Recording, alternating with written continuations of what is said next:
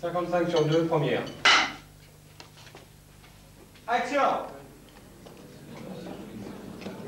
Mes amis, s'il vous plaît, un peu de silence.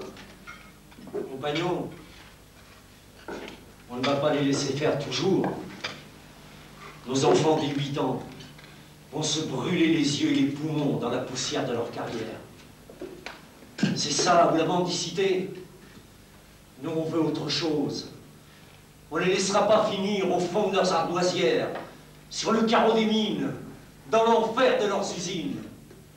Compagnons, on leur a donné la vie. Donnons-leur la liberté. Dans cette taverne reconstituée dans une cave du Vieux-Mans, le marianiste interprété avec fougue par Lenny Escudero harangue les ardoisiers d'Angers. Ici au Mans, Gilles Cousin enregistre ses dernières scènes.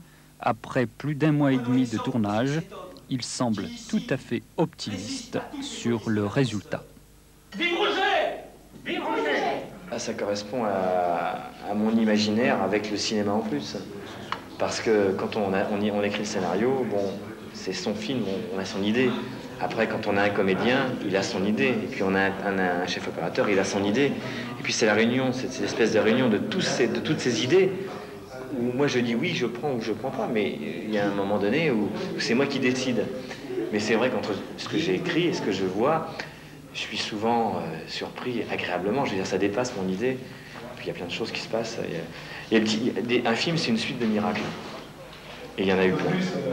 Le premier miracle pour Gilles Cousin, c'est d'aller au bout de ce tournage après une expérience malheureuse l'an dernier, une réalisation de plus de 7 millions de francs, rendue possible grâce à des coproducteurs locaux comme Cinémen ou Vidéogramme, mais aussi à des collectivités locales.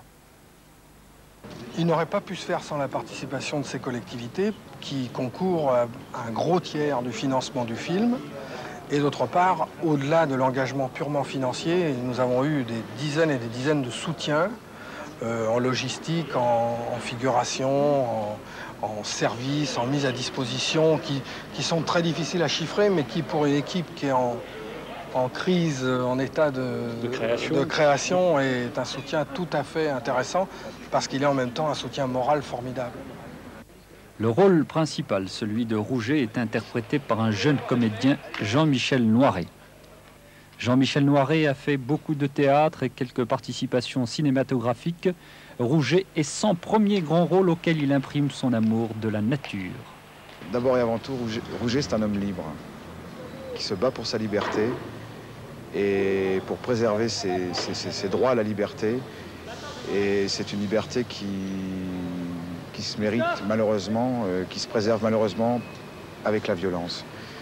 Et pour moi, c'est avant tout un homme libre.